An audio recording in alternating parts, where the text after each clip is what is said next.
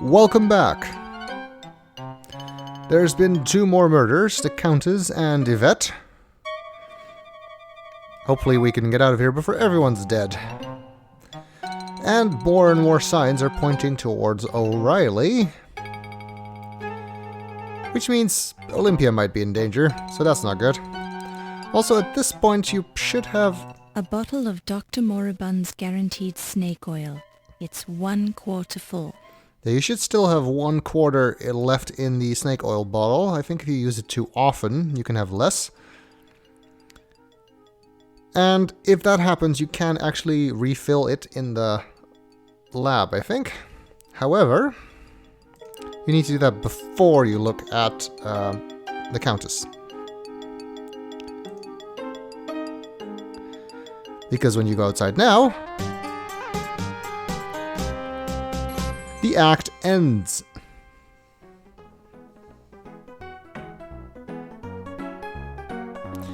And Act 5 begins. Rex takes a bite out of crime. I wonder what that means. You're doing a fine job, Laura. I don't think you can get a better rating here than that. And Act 5, we are suddenly being chased by Looks. presumably the murderer, who we can't even look at, so let's get out of here.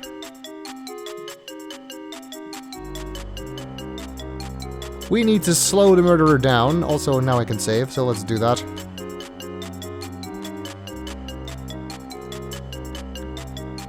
Didn't save in the office, so let's do so here. We need to slow the murderer down, because if we don't, he's gonna catch up with us eventually. I want to show what happens.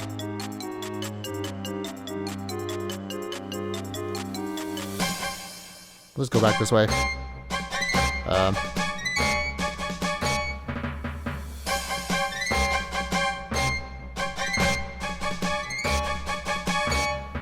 Why is it so hard to die? Is this a Euro game or what? There you go. Yeah, now I think you automatically die at this point. You came in thinking like a journalist, and you're left with a skull full of mush. Yeah, that didn't go so well.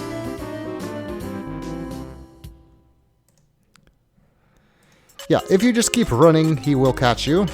Can't go that way, because that's a dead end. So, we need to slow him down, which we can do by shutting these doors.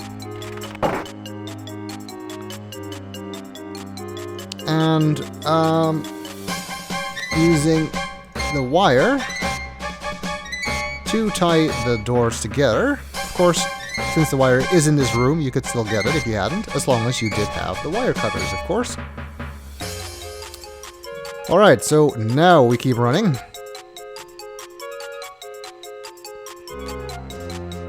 He will break through that eventually, though.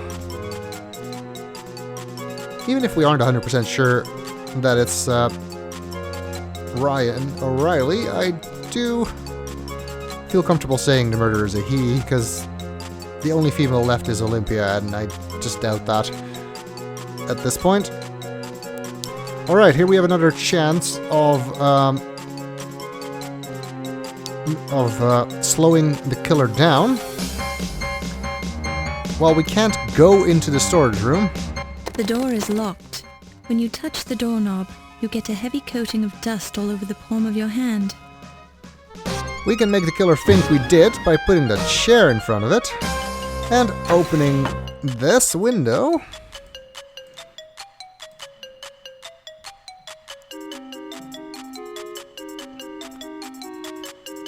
This is a dead end.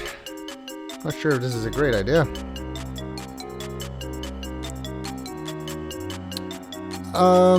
Yeah, we can't really go anywhere from here. However, we know these things can open, so maybe we can hide in one of them. Better not hide in the one that was used to murder someone before. Wait, is that one of the weapons from Wolf's room? Did the killer be You hear the Wolf? sound of someone breaking down a door in the next room. Oh, I wonder what that's about. killer Beowulf? Are we wrong about this whole thing? That rope isn't helping anything, that's for sure. Oh, he broke down this door, presumably thinking that we went this way. Which unfortunately means... It's the smashed door you came in through. You shudder, thinking all that violence was meant for you. Which unfortunately means that... just gonna save. It's a good idea to do here once in a while. Unfortunately means that we cannot close this door behind us, which makes it a bit dangerous. The killer doesn't seem to be in here right now, but nothing's stopping him from coming in here. There is a crate hanging here, though. A large crate is suspended from the crane arm. Maybe we can use it to block the door?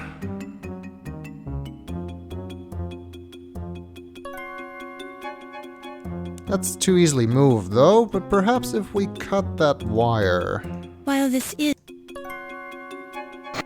That should slow him down a little bit. You can still climb over it, I guess, but... everything helps, I suppose. A large crate is suspended from the crane arm. Not anymore. It's a large crane for moving the crates around.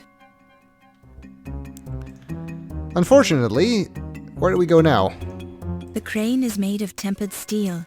It's obviously capable of lifting extremely heavy objects.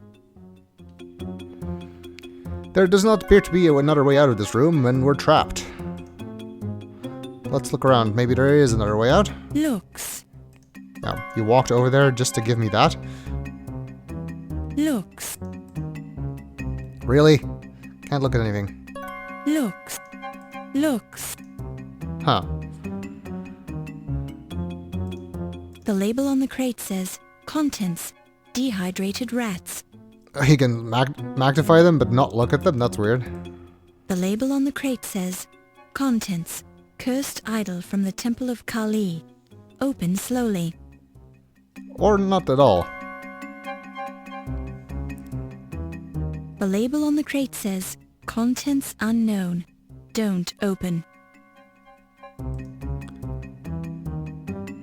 Sure. Oh, I waited too long. Wow, he just bashed through that crate.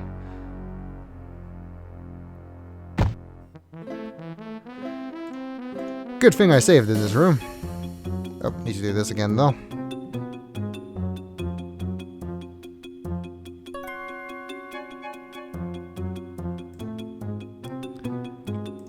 Wire cutters. While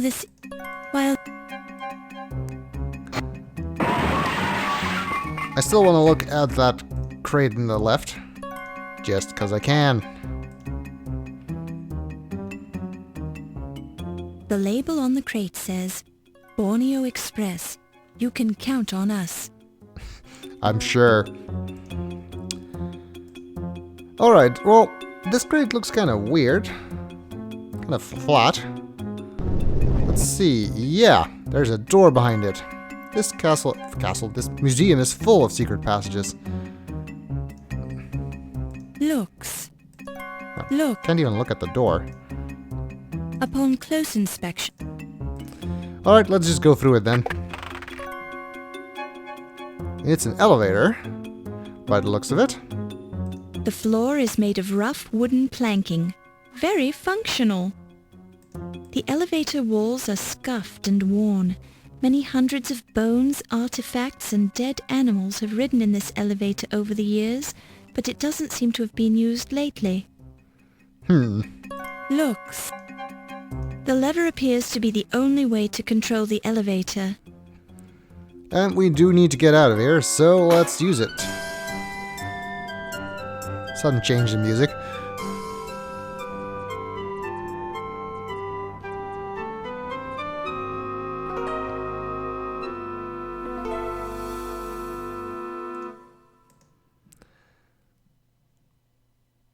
Well, I guess that has given us a temporary reprieve, but the elevator's already going back up, so that's probably not going to be very long before the killer shows up. What can we do in here? It's the elevator door. Close that. That's probably not going to help very much. You can just open that again. It's a mummy from the Ptolemaic period around 330 BC whose name was Pu. His wrappings seem to be in fair condition, but exposure to the air is starting to make them crumble. Wonder if we can use this. You pick it up and place it in your purse. The room feels... That seems unlikely. Oh, I thought I had a weight cursor, but I did not. I apparently put a mummy in my purse. It's a mummy from the Ptolemaic period whose name was Pu. Let's see if we can use him as a doorstop. Indeed we can. Can't save here. Which is annoying. It's the mummy case of I think I saw Puditut IV, a pharaoh of the 18th dynasty. He was known for his strange affinity for cats. A worshipper of Bastet, the cat goddess, he had so many cats at the time of his death that it took his servants 3 days to find his body amongst the hairballs. Even here, the descriptions are still ridiculous. We need to find another way out of this room, though, so we do have to look at stuff. It's the mummy case of Snivel-en-Hotep, the whining one. A ruler in the 15th dynasty, Snivel-en-Hotep drove several slaves to suicide with his constant wheedling. He was mummified with a large onion in his mouth so his car would be silent in the afterlife. Seems likely. It's the mummy case of Sebek-Ra, a pharaoh of the 13th dynasty. Sebek-Ra was a fanatical follower of Sekhmet, the ferocious lion goddess. So deep was his devotion that he slaughtered his entire entourage for her. After that, he just couldn't get good servants. Gee, I wonder why. It's the mummy case of Rakshplat II, who ruled in the 17th dynasty. Poor Rakshplat was a terrible public speaker. He mumbled so badly that he was almost never understood. Okay. Famous quotes attributed to him include, "My fish dances in the parking lot," and "My spleen is long and yellow." I doubt that's what he actually said. It's the lid to the mummy case of the pharaoh Makenzitep. It's the mummy case of the pharaoh Rat-Hotep, who ruled in the 14th dynasty. This is a rare piece because most evidence of Rat-Hotep's rule was destroyed after his death. Rat-Hotep tried to introduce the worship of the rodent goddess Munchausen. This proved to be unpopular, and he was eventually judged a heretic. This is the sarcophagus of Ames I, a pharaoh of the 18th dynasty. Ames was known for his love of hunting wild geese. This led to his nickname, the Mighty Goose King of the Upper Nile. It's the lid to the mummy case of the pharaoh Makenzitep. This is all very interesting, but it isn't really helping us find a way out, is it? That's not the sort... That's not... A snake protrudes from the mummy case's headdress. You remember that the snake is a symbol of Egyptian royalty. That's interesting. You can't reach the snake that way. We have something else that's meant for reaching snakes, though. The snake shifts just a little, and you hear a click. Yes, could it be another secret exit?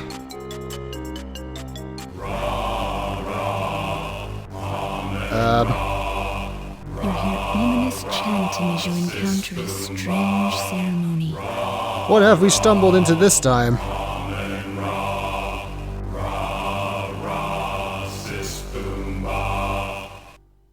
Oh my goodness! Oh, and the domestic beetles are still carrying their stake around, being followed by the ferret. Good to know. Excuse me, I was looking for the women's lounge?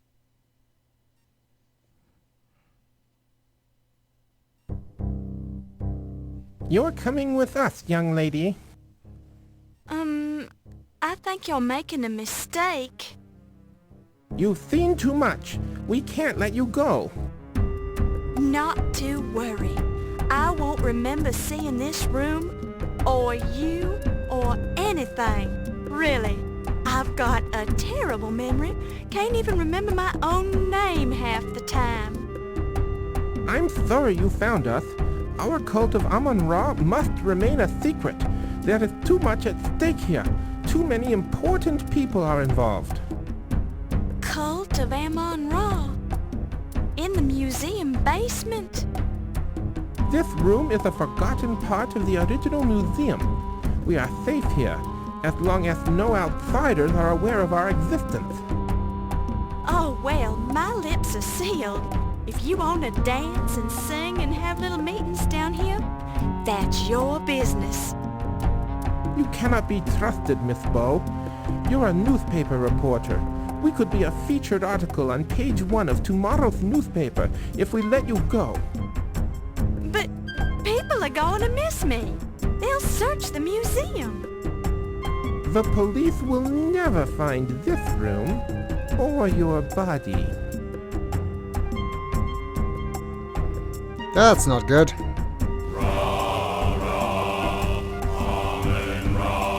You don't really plan to kill me, do you?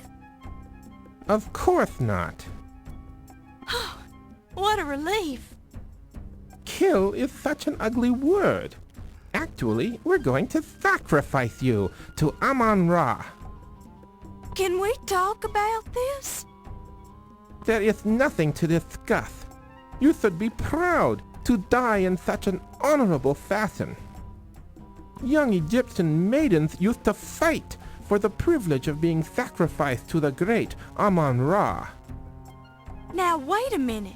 I thought the ancient Egyptians didn't make human sacrifices.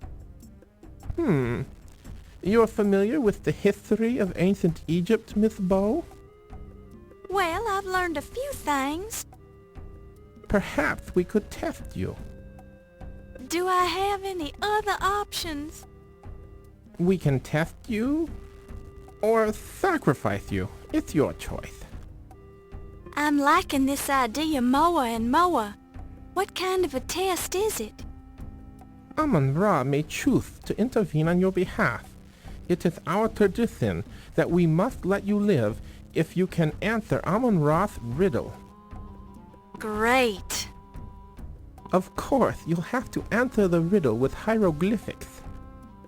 I was afraid it would be something like that. Okay, what's the riddle? Actually, it's a two-part riddle. What is the room you leave without entering? Okay.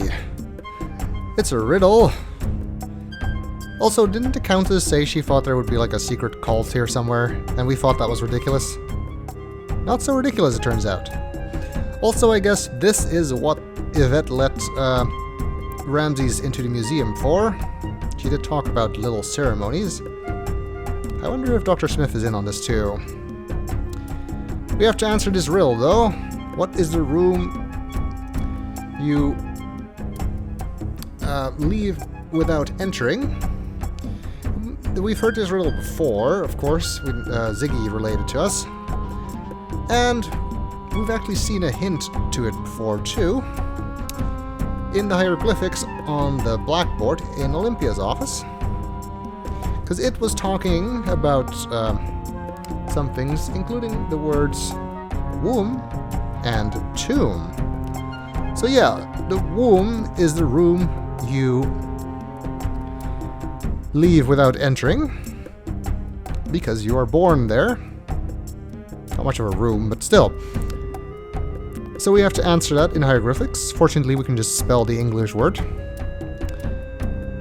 using the hieroglyphics in our notebook.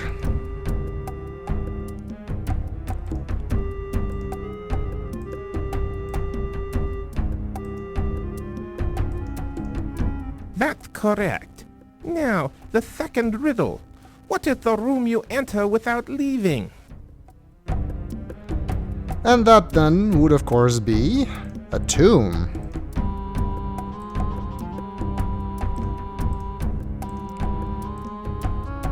Because you're never leaving that one. Unless you get dug up, I guess.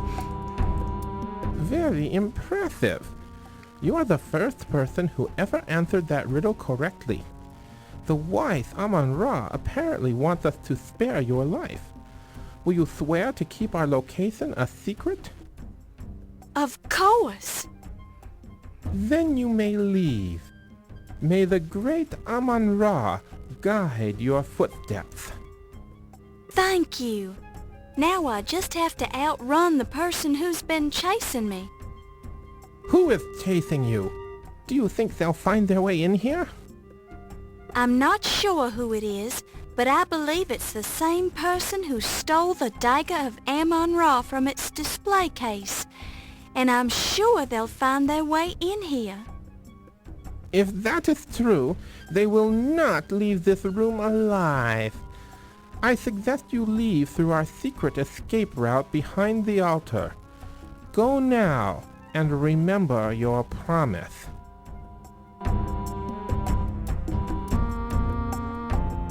Well, that was a stroke of luck. We managed to get out of there alive. And it seems we found the furnace room. Because that's the furnace. An immense furnace dominates the room and seems to be putting out a tremendous amount of heat. A heavy metal door is set into the side of the furnace. Faded paint on the door says maintenance only. Cool air occasionally blows through the gap between the door and the door frame. Huh. This door is locked and you don't have the proper key. It says maintenance only anyway, so is this even actually the exit? Not much of an escape room if there's no exit. A bare bulb casts a thin glow over the left side of the room. We're supposed to go through the grate? There's a drain set into the floor covered by a grate. When the furnace is cleaned out once in a while, the ashes are often hosed down the drain. The grate covering the drain is firmly bolted in place. Fortunately, there's nothing in the drain you require, and it's far too narrow for a human to enter. I guess that's not the way out. Ashes are removed through this grate. Can't go into the furnace. That seems like a terrible idea.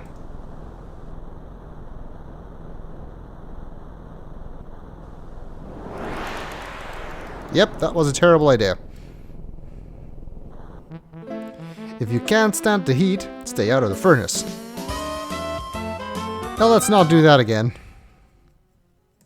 Wait, is there somebody in the coals here? There's an unconscious man in the coal bin. Although the coal has dirtied his face and hair, it looks suspiciously like Steve. Steve? Did somebody throw you down a coal chute? Steve, being the large, unconscious type stevedore he is immovable in his current unconscious state, and he's got coal all over his body. Alright. You recognize this as the coal chute. On delivery days, the coal is unloaded around the back of the museum and directly into the chute, where it falls into a pile beside the furnace. At least he doesn't seem to be dead, just unconscious. Kind of reminds me of how the bodies were thrown in the laundry chute in the first game. There's an unconscious... That's not the sort of thing you want to examine too closely. Maybe we can use this shovel. There's an unconscious... A large, heavy-duty shovel rests by the coal bin. It's too heavy. You don't have room for it in your purse. It's not yours. You can't do anything with the shovel.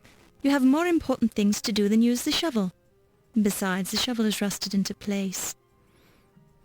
That description really wanted us to know we don't need the shovel.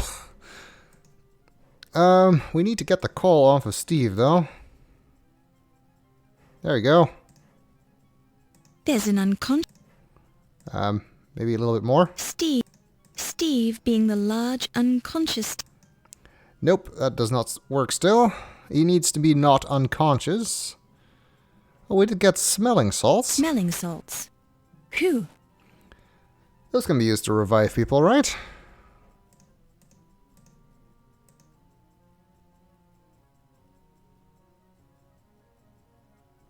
There we go. He's okay, and... Ow! Okay. Steve appears to be in great pain. Steve, you okay?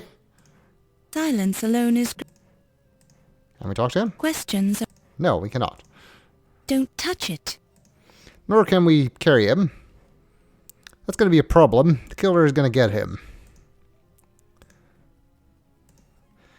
Yeah. This is one of those things that's kind of ridiculous. For some reason, if he stands up, he just is in so much pain that he can't move anymore. So once you revive him,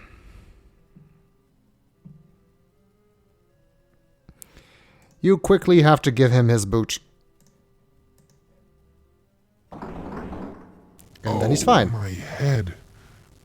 What happened? Laura? Yes, Steve. I was so worried about you. Are you all right? I think so. I remember hearing somebody coming up behind me, and as I turned around, somebody slugged me. Cripes, my head hurts. They must have dumped you down the coal chute. Let me see where you were hit. I'm all right. Don't touch it. Honestly, you men can be such crybabies. Do you think you can walk? We have to get out of here. Somebody's been murdering everybody in this museum, and whoever it is after me. I can make it. I'm with you. Where do we go? Good question. Good question indeed. There's only one thing we haven't looked at yet, this conspicuous Egyptian thing. A large, circular, ornately carved stone is hung on the wall here. It seems to be attached to upper and lower tracks which run for several feet across the wall. Attached to tracks? That's interesting. Upon close Maybe we can move it.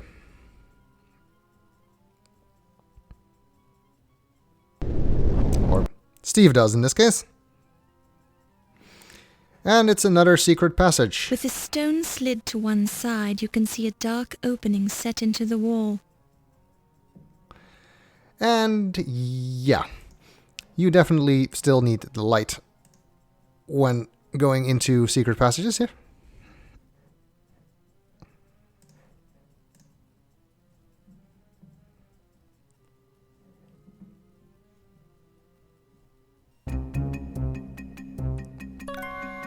And it's a bunch of snakes. If your herpetology doesn't fail you, you're pretty sure these are king cobras. Those must be the snakes that Olympia lost in the basement. You And quickly reconsider this panic-induced response when you realize that there are far too many snakes to round them all up with your snake lasso. uh-oh, then what are we gonna do? Inspect them? Do you really want to get that close to a slithering horde of venomous serpents? I guess we're about to find out. And they kill both of us.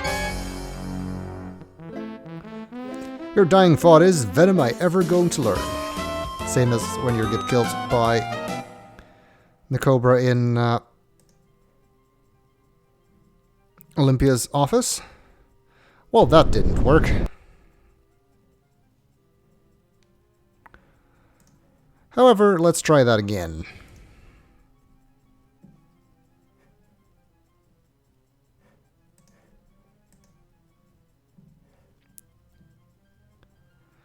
So we can't use the lasso.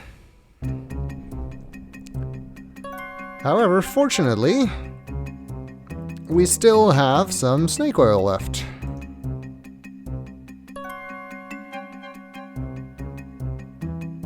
And the snakes decide that they would rather be somewhere else when confronted with that.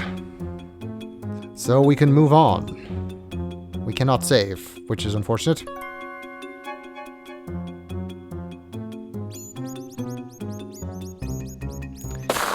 And now there's You hear the rats. sound of gunfire from the direction of the furnace room. Sounds And like gunfire. someone's chasing us, Laura. That's not good. How do we get past these rats? They probably won't bother us.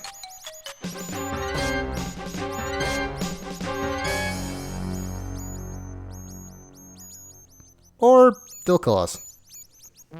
Man, those are some really bad rats. You have a gnawing feeling you've made a horrible mistake. Rats. Well, since I couldn't save in the passage, I will skip ahead to where I was, so you don't have to watch that again.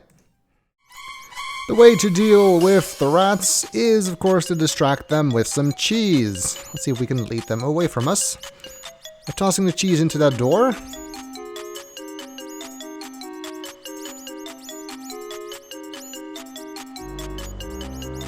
Oh, they have Looney Tunes gravity here, it seems. You watch in relief as the last of the rats scurries out of sight. You can barely smell an unpleasant odor, like burning hair. It seems like that leads to the furnace. The doorway is dark, but you can see a faint glow coming from somewhere within. Something tells me that's not a good idea.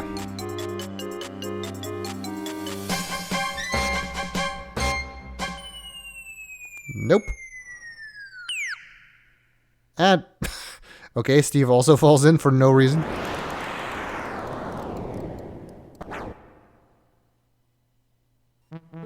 If you can't stand the heat, stay out of the furnace.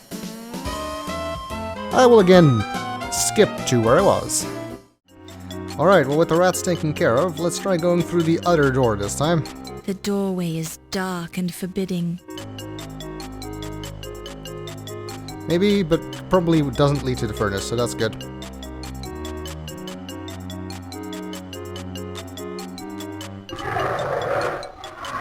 Oh! We come out of the T-Rex!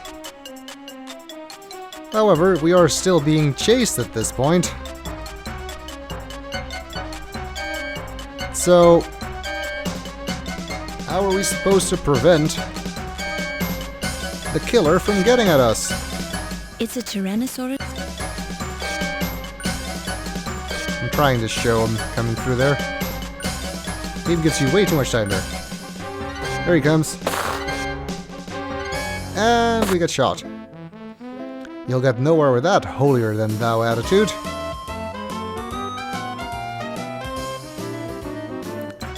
Yeah, that didn't work. I guess we could try running away again, but what if we could stop him?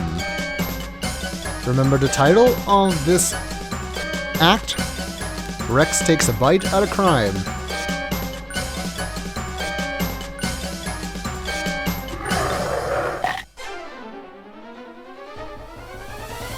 And he's trapped in the mouth of the T-Rex.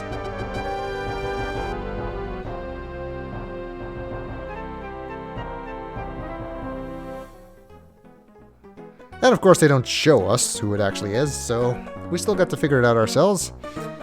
Act 6. The Coroner's Inquest. Very clever. I see what you did there. So far so good. Keep it up. Thank you for coming to this inquest, Miss Bow. As the coroner on this case, I'm going to informally question you and study the evidence you've collected. If you assist me in developing a case, the perpetrators will be tried in the formal court of law. We're primarily concerned with the museum murders, but we're also interested in the theft of the Dagger of Amon Ra and other matters that may have a bearing on this case. My examination of the corpses has been fruitful, but I need more evidence to build a case.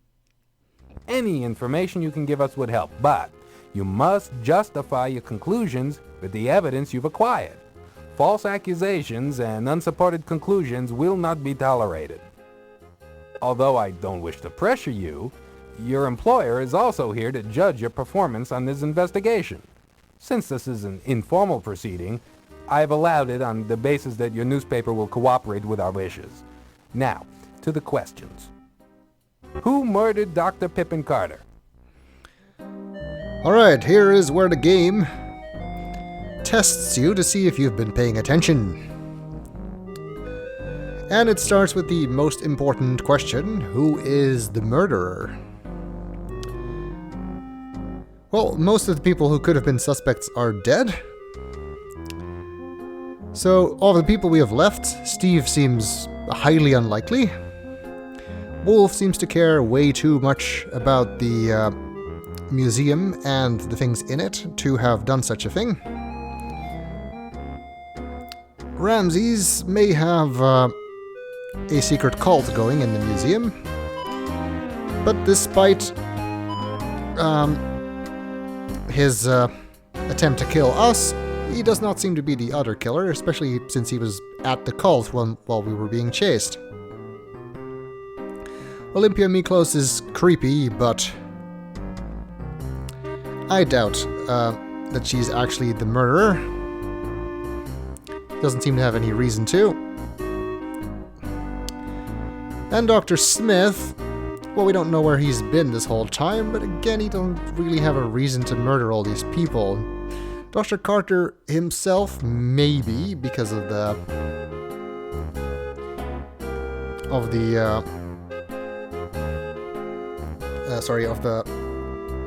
museum taking the dagger from Egypt, because he found it there after all, and he took it, so maybe Dr. Smith had a reason to kill Dr. Carter, but nobody else did he have a motive for, so that's kind of strange. If he would only do that one. We did find his Ankh there, but honestly, at this point, I think our perpetrator for all the murders is, in fact, Detective Ryan Hanrahan O'Reilly. He stole the dagger and was trying to prevent that from coming out. And we have to pick a motive. That's kind of weird, actually, honestly. The motive that seems to make the most sense for most of the killings is to cover another crime, namely the theft of the dagger. Except for this one. For Dr. Carter, like, he didn't know about the theft. Why would he kill him for that reason? Why would he kill him for any reason? Apparently the reason you're supposed to pick is financial gain, but honestly, I'm not even that sure why that is the case. I guess maybe he thought the dagger would be worth more if the person who found it got killed in a way that created publicity? I'm not sure. Who murdered Lawrence Ziggy Ziegfeld? Oh, so that's his name. I guess that does sound like a German name. Ziggy was also killed by Detective O'Reilly because he knew about the dagger theft, and I guess O'Reilly was right to kill him because he told Yvette about it. So in this case, it is definitely cover another crime. Who murdered Ernie Leach? Again, O'Reilly is the killer. And in this particular case, I believe it was because O'Reilly thought he might find the dagger in the preservation lab, and indeed he drowned Ernie in one of the alcohol vats there, as we could have guessed by the smell of alcohol that Wolf detected on his person. So again, this was to cover another crime. Who murdered Yvette Delacroix? Again, she was killed by O'Reilly. In this case, we have two possible motives. Could be to cover another crime again, because she was told by Ziggy about the dagger theft. But it seems, from what we've overheard, that the true motive in this case would be jealousy, because O'Reilly would not be happy that Yvette was sleeping around so much. Who murdered Countess Lavinia Waldorf Carlton? As her last words indicated, this was also Detective O'Reilly. And in this case, it is once again to cover another crime. Perhaps she knew something about the dagger theft through her partner, Watney Little, with the art burglar scream, or perhaps she simply was in the wrong place at the wrong time. Who was the skeleton found in the steamer trunk? That skeleton we identified through the pocket watch as Dr. Archibald Carrington III, the real one. Who murdered Dr. Archibald Carrington? He was murdered aboard the Andrea Doria by Watney Little, as we saw in the introduction cutscene of the game. Who impersonated Dr. Archibald Carrington? That was also Watney Little. Who murdered Watney Little? Who then himself was murdered by O'Reilly again. because he helped him steal the dagger as an inside source in exchange for that police report. I guess O'Reilly was afraid that he would tell somebody about it, or perhaps just wanted the money for himself. In any case, the motive is to cover another crime. The theft again. Who actually stole the Dagger of Amon Ra from the Ancient Egypt exhibit? That is Watney Little, who did this for O'Reilly. Who manipulated Watney Little into stealing the Dagger of Amon Ra? And that would have been O'Reilly, through the use of that police report. Who was the woman involved in stealing paintings from the Old Masters Gallery? That was, of course, the Countess. We caught her red-handed. Based on what we now know, your assumption is correct, Miss Bow. Good work. Who was the man involved in stealing paintings from the Old Masters Gallery? As we know, the Countess was working together with Watney Little before he died. Based on what we now know, your assumption is correct, Miss Bow. Good work. Who was the middleman who provided forged paintings for the Countess and sold the real ones for her? That was Ziggy, as the three of them were going to meet in the armor room. Based on what we now know, your assumption is correct, Miss Bow. Good work. Who is the high priest of the Amon Rah sun worshippers? This is a weird question. Can you even get to this point without obviously seeing that it was Ramses Niger? I don't think you can. That's correct, Miss Bow. You're very observant. Which museum employee runs a fencing operation as a sideline business? That was, of course, Ernie Leach. We heard him talk about it, that he did this to cover his gambling debt. That assumption is correct. Mr. Leach was moonlighting with his own business as a fence installer. In fact, he put up a very nice fence around my house. Okay, so he didn't actually steal one anything. final piece of evidence to present, Mr. Coroner. I have an eyewitness who would only feel safe to come forth if I established my case against Mr. O'Reilly. Now that I've done so, let me introduce Dr. Patah Shep Tut Smith of the Cairo Museum. Mr. Smith's testimony is safe with us.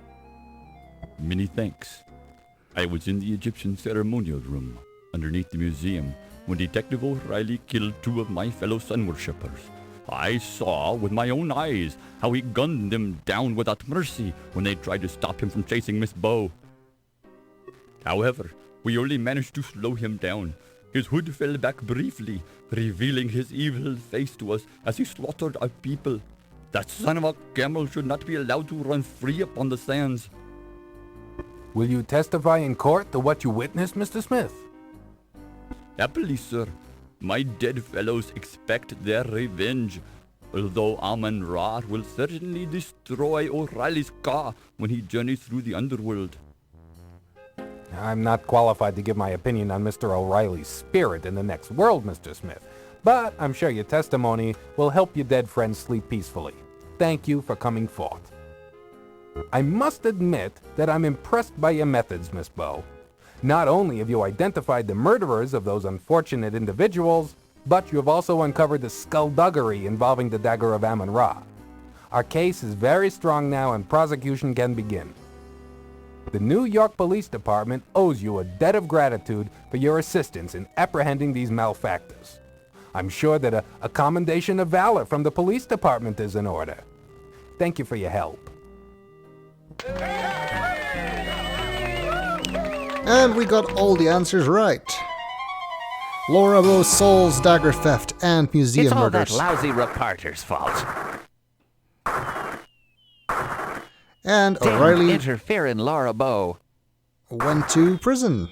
Happy to Thinks see. she can get away with squealing on me, does she? Well, she's got another thing coming. Do you hear me, Laura Bow? You'll pay for this. If it's the last thing I ever do. I doubt that.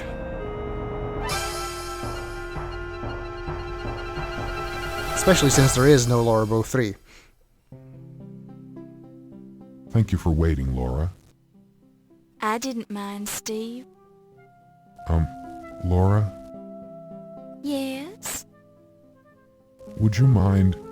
do you suppose... Laura, could you close your eyes? I have something for you. Oh, I suppose so. Oh, Steve! Do you like it? Steve, how could you? How could you have stolen the dagger? I didn't steal the dagger, Laura. I bought this copy for you at the museum gift shop. I thought you might like a memento of your big night at the Leyendecker Museum. Oh, thank you, Steve. I'm so embarrassed. You're beautiful when you blush. Laura, Yes, Steve? would you consider joining me for dinner this coming Saturday? Well, I'm not sure if I don't know if I should really. Yes. Yes, I'd be delighted to join you for dinner. Thank you, Laura. You've made me very happy. Oh, Steve. Oh, Laura. Oh, Steve. Oh, brother.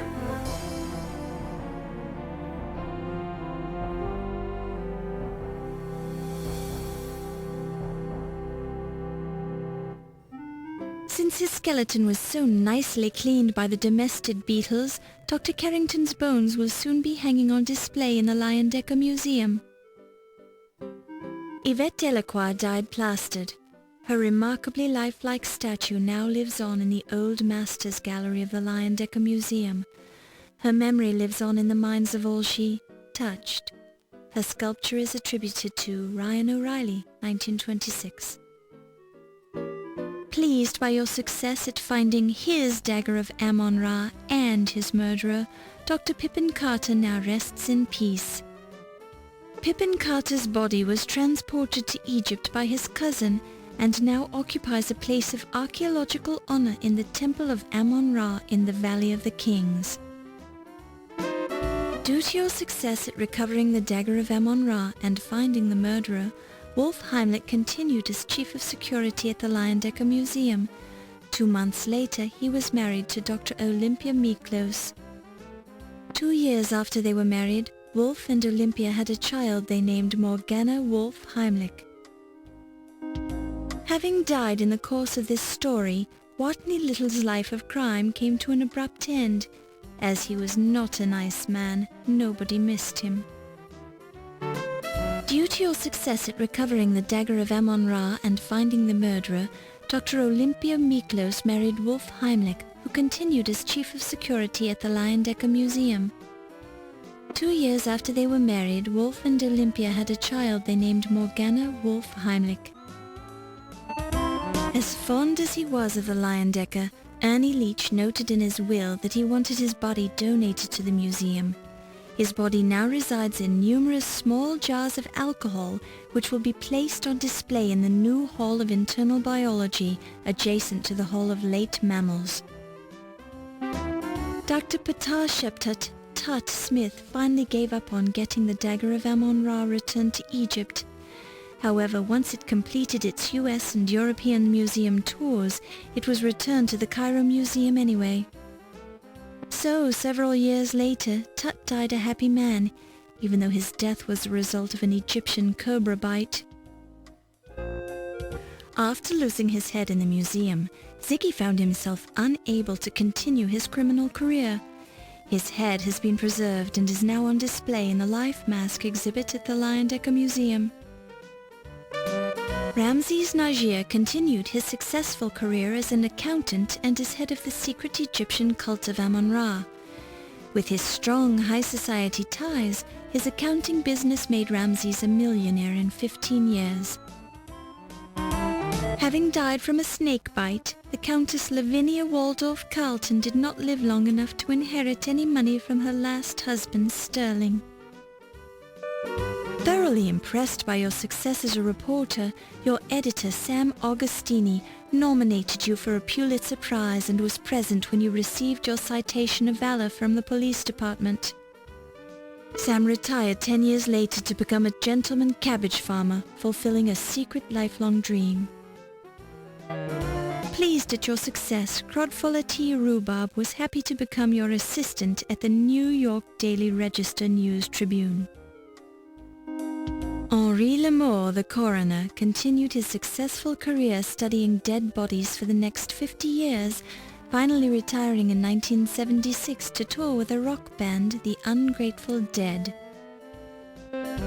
Low Fat continued in the laundry business, eventually opening a chain of low-fat Chinese laundries across the country and becoming a millionaire in the process. Former Detective Ryan Hanrahan O'Reilly was sentenced to 60 years in a state penitentiary. Having been a cop, O'Reilly found it hard to make friends in prison. After your successful completion of the museum assignment, you started dating Steve Dorian. Thrilled with your success, John Bow spent the rest of his life telling people what a wonderful daughter you were and how he had taught you everything you knew about criminology. After your recovery of the Dagger of Amon Ra, it went back on display at the Leyendecker Museum. The large amount of press coverage drew many patrons to the museum to see the dagger. After 2 years on display at the Leyendecker, the dagger exhibit continued on a tour of museums in the United States, Europe, and finally found its way back to the Cairo Museum in Egypt. And that was Lorabo 2, the Dagger of Amon Ra. We found the dagger, solved the murders, and found Laura's future husband. All in all, not a bad day. And yep, she does get married to Steve, at least according to the bulletin board at Tulane University in Gabriel Knight's Sins of the Fathers, where she is mentioned as Pulitzer Prize winning Laura Bow Dorian. While very different from its predecessor, I really enjoyed this game. It's essentially split up into 3 sections, the parts in New York before you go to the museum, the fundraiser party in Act 2, and the investigations in Acts 3 to 6 after the murders start happening.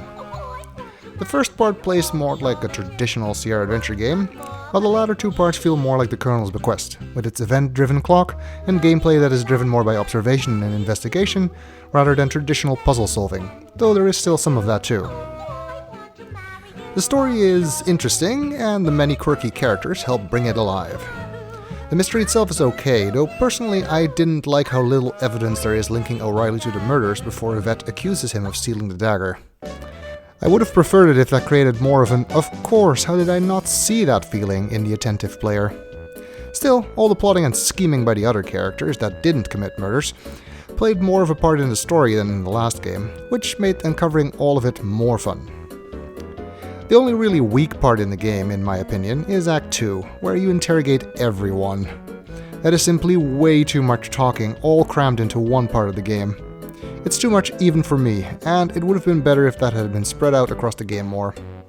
A better conversation interface, something along the lines of Gabriel Knight, would have gone a long way to make that more bearable too. I also thought that the transition to being chased in Act 5 was way too abrupt, and the game is also prone to a few too many surprise deaths, and situations where you can get stuck due to a missing item, particularly in Act 5. Still, these don't hinder my enjoyment too much. As with pretty much all Sierra games from this era, the backgrounds are beautiful and really create a wonderful atmosphere of mystery in a museum. The soundtrack is equally memorable, and I don't know about you, but I personally love the many humorous descriptions you get from looking at stuff. I really like that kind of thing. The voice acting ranges from pretty decent, like Laura herself, to utterly ridiculous, like the Countess, and of course, low fat, whose only saving grace is that the game itself says his accent is supposed to be fake. And that's all for Laura Bow. Unfortunately, we never saw her again outside of that mention in Gabriel Knight, and that really is too bad, in my opinion. Thanks for watching.